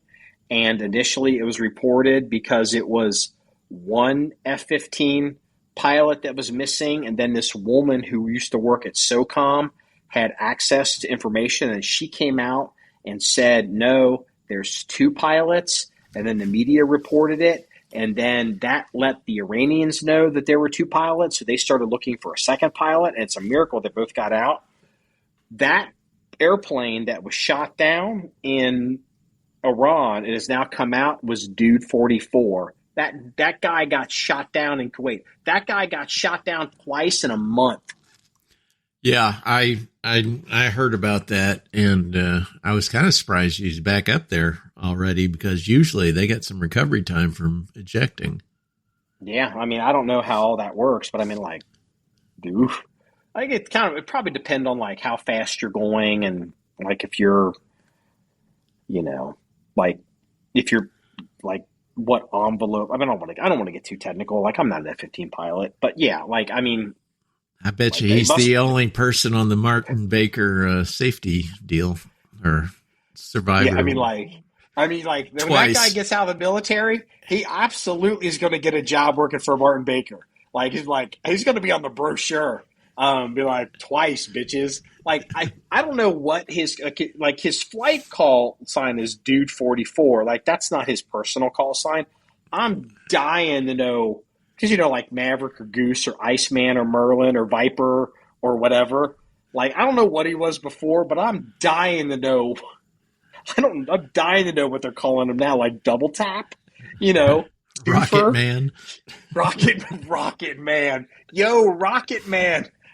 Come up on guard. Dude. Because again, you can laugh because they're all alive. And like one of them like had to do like some pretty serious, escape and evading. So like hats off to him, like getting away from the Iranians. Like one of those guys like really busted his ass. He was doing like a whole Bat 21 kind of thing, trying to like not get caught. And I think they were injured too. But yeah, now that everyone's back, everyone's safe, no one's dead. I'm dying to know what his call sign is, and I'm dying to know what his new call sign is. And, honestly, like if he may not get a call sign because he may not ever fly again. Not that I don't think he wouldn't, but like you said, typically you punch out, you get like serious back injuries from these things. Like right. You have to be positioned perfectly, apparently, in order to keep your back from being really stressed. And even if you do it right, it's still compressed a bit. If you do it right, you can still get like fractures. Like I've heard, it's not uncommon for a guy who's punched. This was years because I used to know Air Force dudes. Like if you punched out of one of these Martin Baker ejection seats, it was not uncommon that you'd be an inch shorter, pretty much for the rest of your life. Like it wouldn't necessarily come back. You were an inch shorter. Right, all your cartilage has been compressed in your back. Yeah, or something. Between each, I don't know. It is. I don't know if it's your bones or if it's the discs or like That's going to be a VA claim twice in a month. Damn. So with that said, go ahead. Did you hear those Apache guys that went down in the Gulf over there? Were rescued by a drone. Yeah, that's what I wanted to bring up too. So I did. What have you heard about these? I know Iran claimed that a drone took them down. I don't know where that claim stands. I didn't research into it, But what I found interesting was apparently we had a drone that rescued the guys. Yeah, we used one of the. And I don't know if it was Anduril that makes this, and I'm going to bring Anduril up in a minute. But there's these naval surface, because initially it was reported like it sounded like it was an underwater drone, and it's like no, it turns out it wasn't. It's one of these boats, these remote control boats that has sensors and probably weapons on it. And apparently these dudes were in the water for 2 hours, and then the boat came and they crawled on this boat, and then the boat took them to meet somewhere else, probably get them out of 2 hours or 2 days. I heard it was 2 hours. Yeah. They were in the water for 2 hours. But here's the thing. And I also heard it was a Shahed drone. But here's the thing. And I heard something that's like, I heard this, I was like, whoa. So the Apache helicopter doesn't have Martin Baker ejection seats in it. No, as far as I know, there's no American helicopters that have ejection seats. The only helicopter I know that has ejection seats is that Russian Ka-52 thing, where it blows the blades off and then they shoot up through, so these dudes, like, they were hit, they were damaged, and they had to auto rotate into the water. Like, so they weren't catastrophically hit.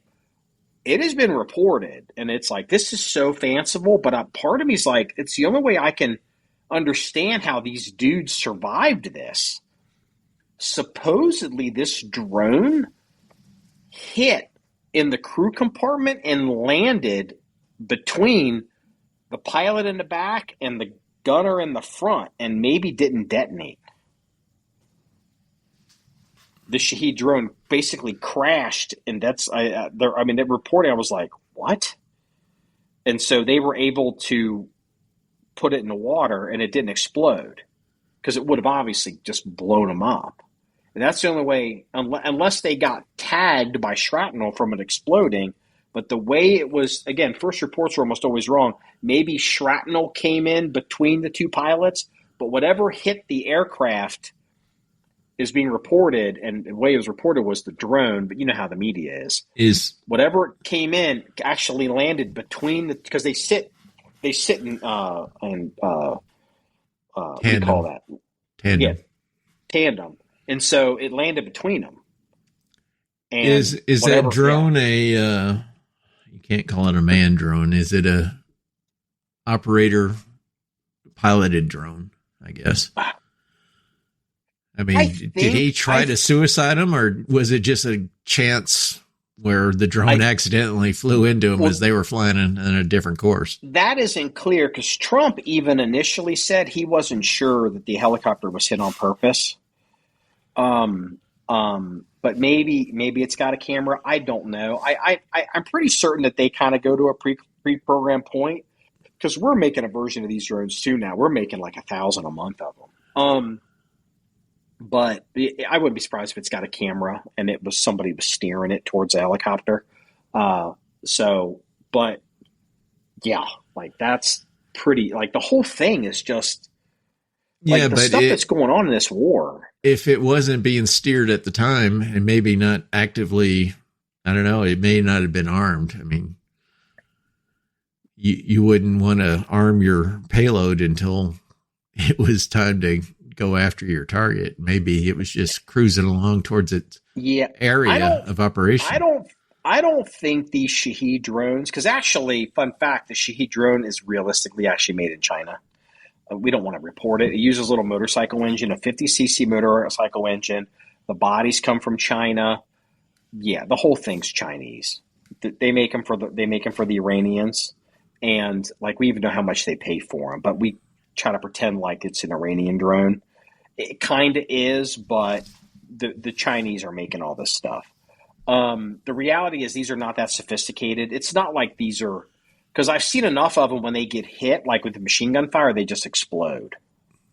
So it's not like that the explosive in them can be rendered inert. Like an American missile, like an air-to-air missile, typically can be armed. Like if it isn't armed, it won't really explode. in many cases. I'm not going to say that's always the case, but there's a good chance it may not explode. And I think these Shahed drones, they generally, when they get hit, they explode. So Yeah, but you usually don't want to arm your drone until it's at least out of your airspace, and I'm be willing to bet that helicopter wasn't too far from their airspace.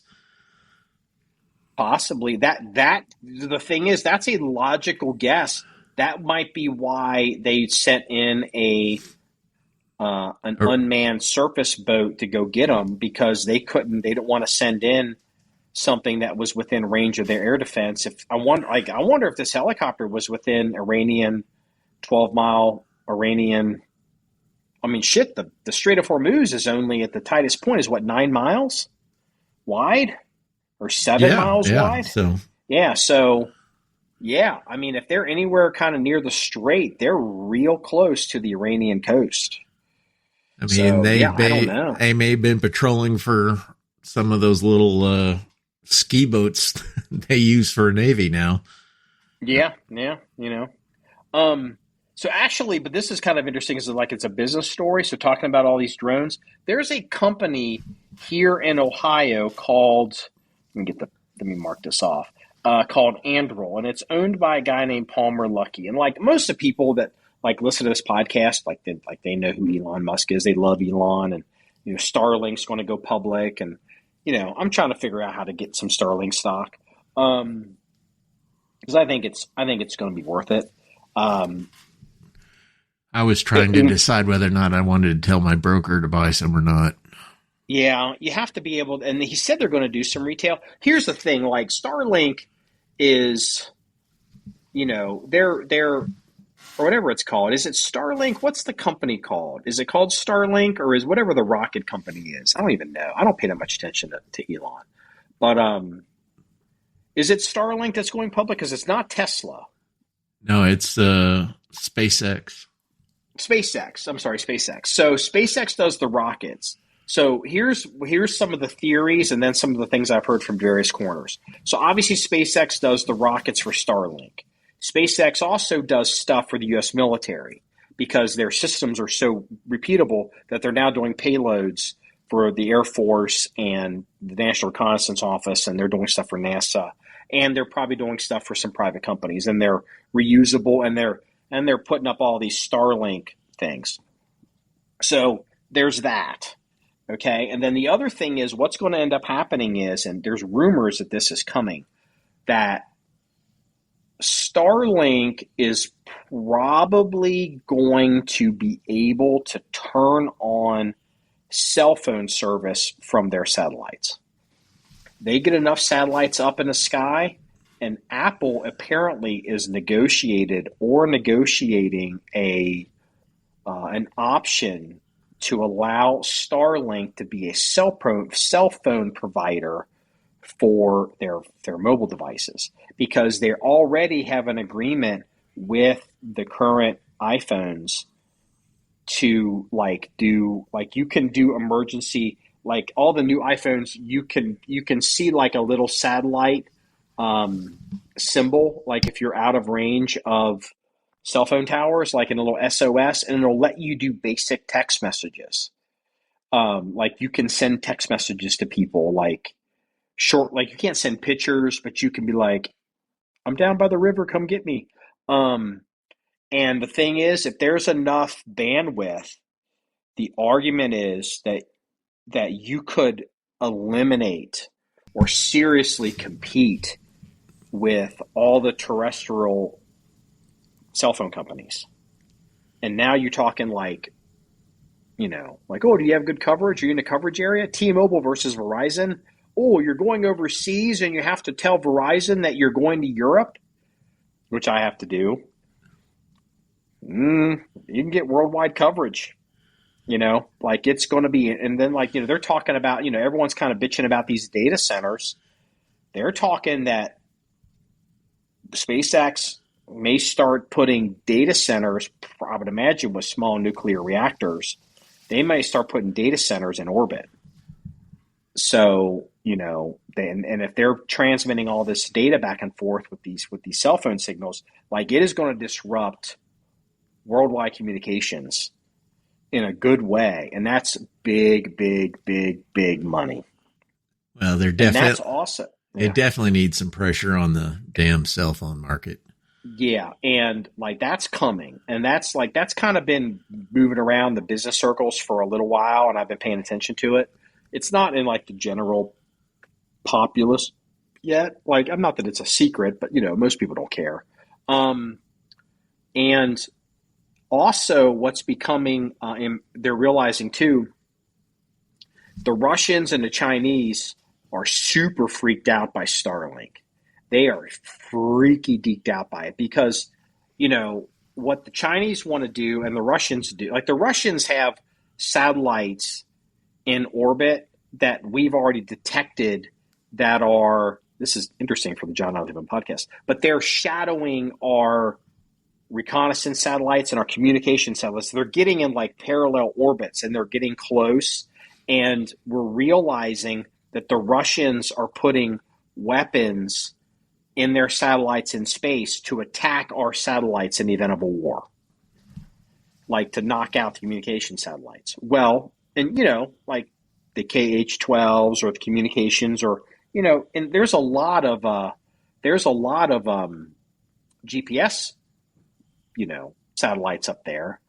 You can't really effectively knock out all those satellites. I mean, you could try, but there's the GLONASS system that the Russians have. It's not quite as good. And then there's I can't remember what the Chinese call their navigation system, but they're building it up in space.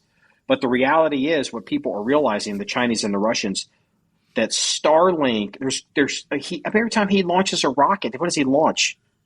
15 of these satellites, and he's doing, what is it, a launch a month? Like, there's going to be thousands and thousands and thousands of these satellites. Like, I think the goal is to have maybe possibly 30,000 satellites. I don't know what the number is, but it's some crazy number. Like, there's not enough ordnance to take out all these satellites. And in a war, plus they sit in a low orbit too. Yeah, but makes them a little vulnerable. But they also moving fast.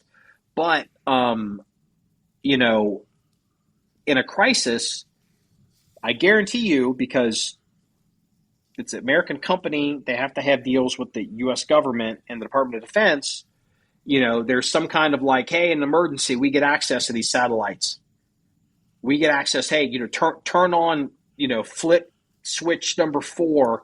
DOD now gets signals too that nobody else can get from these satellites, or it's encrypted or something. And it's a backup to a backup to a backup. Communication systems, navigation systems, possibly targeting systems. And like, this is all big, big, big, big money. And none of this has anything to do with going to Mars or building a base on the moon. This is practical, real world business. And there's big money to be made with Starlink, and everybody realizes it. Just the cell phone and data alone is going to be a big deal. And so, or not SpaceX, whatever. The rumor is, since we're talking about, hey, you're getting financial advice from John 1911 or financial analysis.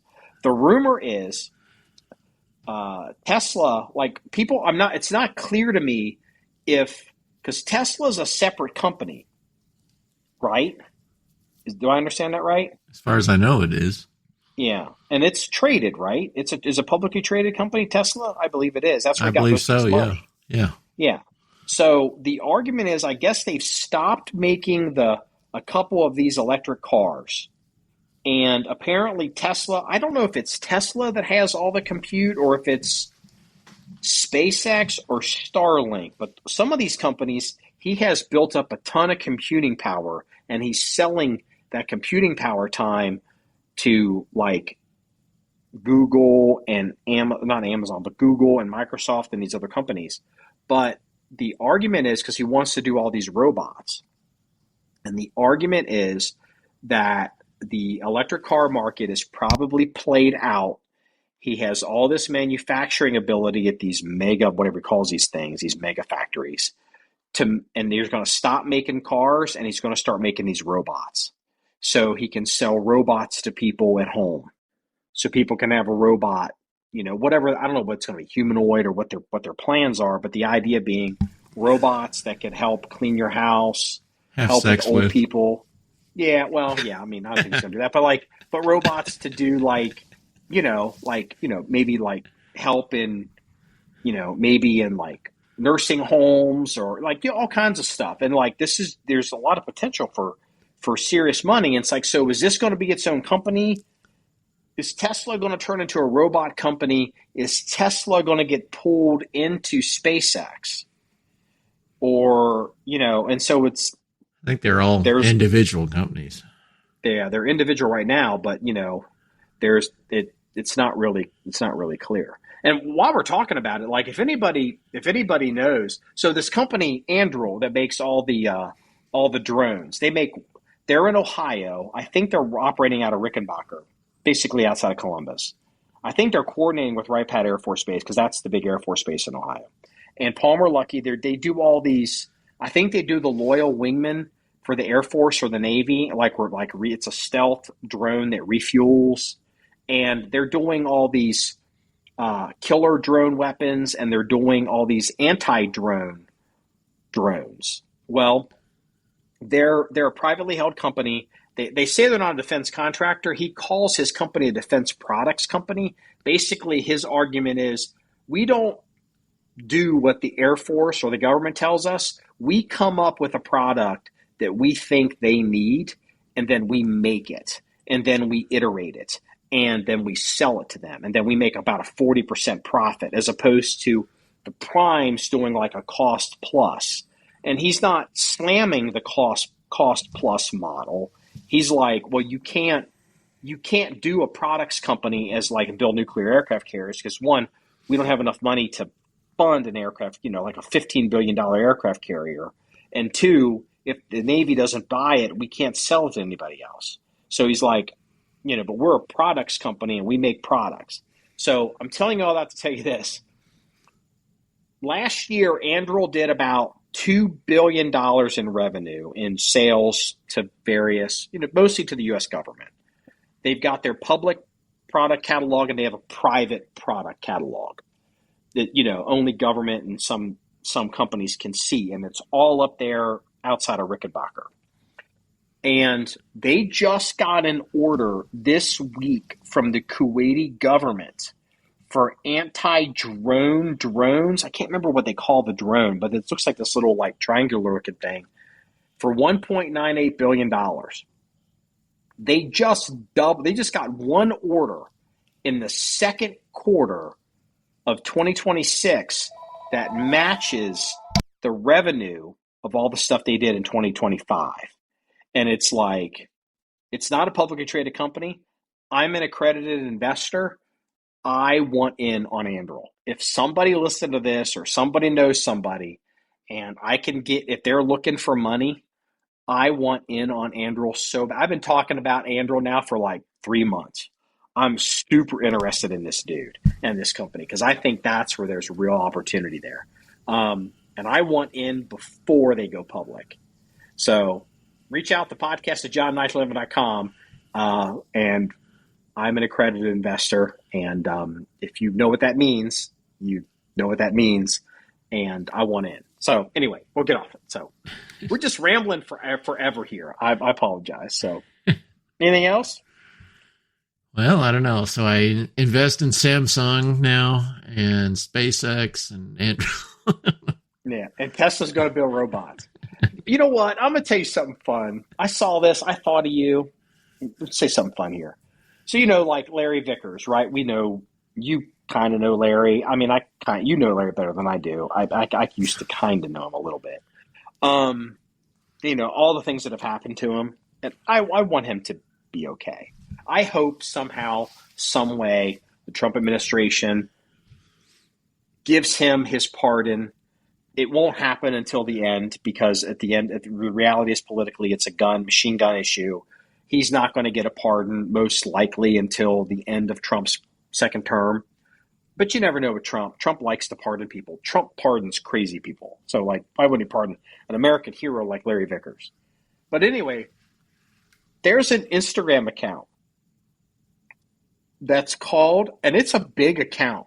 People, I saw this, I fell out of my chair. It's called Very Lickers, VARRYLICKERS, and it's a gun Instagram channel, and it's huge. I think it's got a couple 100,000 people, and I'm like, what the hell? I thought that was so hilarious. Very Lickers, and I'm just like, is that Larry? Have you heard of this channel? No, you know what I'm talking about? No, I don't. I'm not on Instagram. I avoid it like the plague. Well, we have to use it for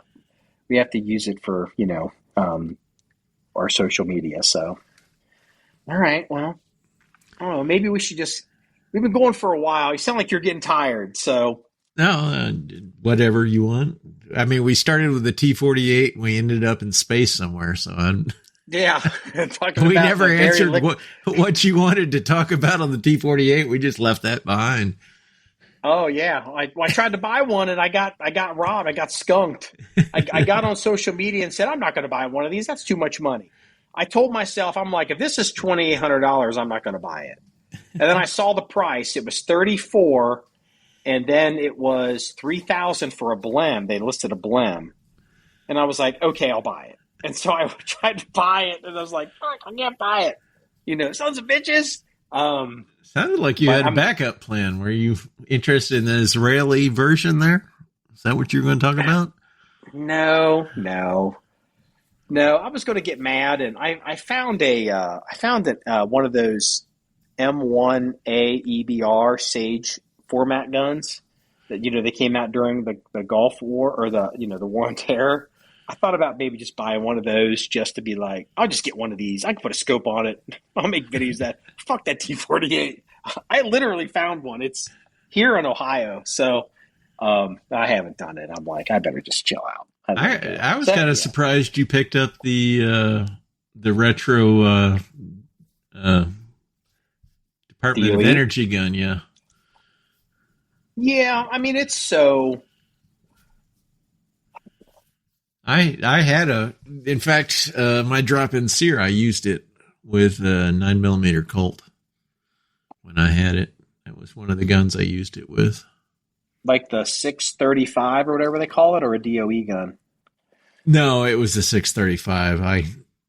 It was kind of telling because I found the gun before I bought the sear, and it was a 16-inch barrel one, but it was meant for police, and for some reason it got into the civilian market.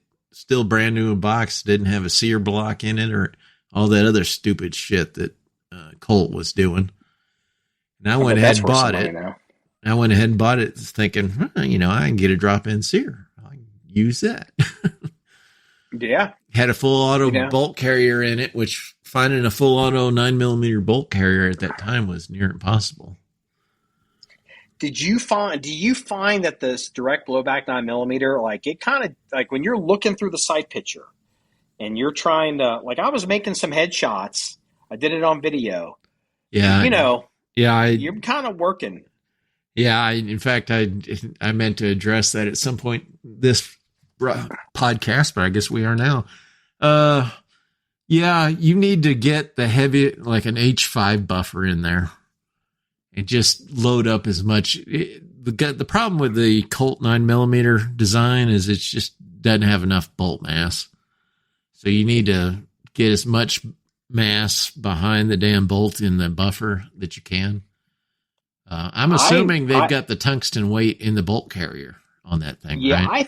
I don't think it's a direct analog to the Colt. I think they've done a little bit. I don't know. It looks pretty damn close. Well, I haven't looked at the bolt carrier. Like, I think the bolt carrier might not be so, like, I don't think you could remove the weights from the bolt carrier. There's usually a spring pin back there that holds in the tungsten weight in the rear of it that just barely clears the hammer. So would I just put the H5 buffer without having to mess with those weights, or would I have to reduce those weights? No, you don't reduce those weights at all. You want to add weight to the whole system. Okay, an H5. Yeah, I'd get an H5. Since you're not shooting in full auto, you don't need. Well, the problem with H5 is usually they don't have moving weights in them, so you can experience bolt bounce. But since it's not a machine gun, you don't have to worry about that. But what if I want to put an FRT in it? Then you might experience light primer strikes because the hammer will be dropping while the bolt is bouncing. May not happen, may happen. It's something you're just going to have to see. Yeah, I don't know if I'm going to put an I don't know if it's worth it. I think it moves around too much. I don't think it's worth. I think it's better to probably, if I was going to go with that FRT system in like a 9mm, is just to go ahead and get an HKSP5. Watching you shoot that damn thing, you do need to get either a sling on that sucker, or you need to get one of the shields that keeps your hand out of them, because your finger drifted awful close to that muzzle a couple times. It did? There's a shield up there that when I raised my pinky or something, or your index finger. Your index finger kind of started creeping out there. It may have just been the angle it was at, but it seemed to me like it was drifting forward, and you didn't have a can on the gun. So, you know what the muzzle's threaded at? 1/2 by 28, or is it 1/2 by 36? I think it's 1/2 by 28. Okay. I think they did. Colt threaded them at not that particular one, but they threaded the other ones at 1/2 by 36, because if you put a 223 flash hider on them, which is 1/2 by 28, you would cram a 9mm bullet through a 223 hole. It didn't work. I don't know for certain, but I seem to remember when kind of looking at the reviews of these guns, that people were happy with the decision that they made. Well, I don't think the original Colt ones even threaded. No, they were not. Not the DOE guns. I'm talking about the one I owned, which is the 630. Yeah. Do you think? Let me ask you this question, because that kind of came up too. So, I guess the title of the podcast will be "Marky almost shoots his hand off." You shoot your hand off, kid. You shoot your finger off, kid. Do you think it's worth having with the DOE gun? Do you think it's worth picking up one of those Palmetto 635 clones as well, or do you think it's not worth it? Depends if you want to. Back when I owned the Colt magazines, they were kind of hard to come by at the time. That was during the assault weapons ban. So they were kind of expensive, but the magazines were a pain in the butt to load. They're basically Uzi mags, but they put a rib down the back so they could have the actuator for the bolt hole open there. Yeah. And for some reason that made that a real bitch to load. Apparently though, they fixed that problem later on.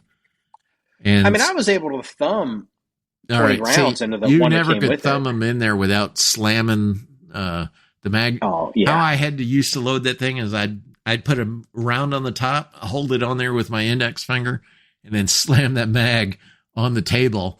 And, as the whole stack of rounds went down from the inertia of hitting the table, and that would push the round into the lip. And that was the only way until I got a loader, because it was a real pain in the butt.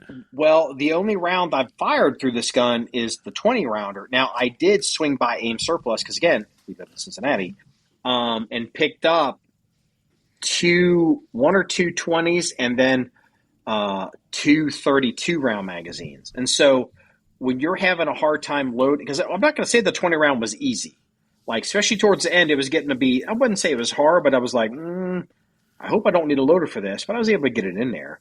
Were you having issues loading 25 and 30 rounds into the 32 round mag? Because if that's the case, yeah, I don't think there may still be an issue. I don't think I even owned a 20 rounder.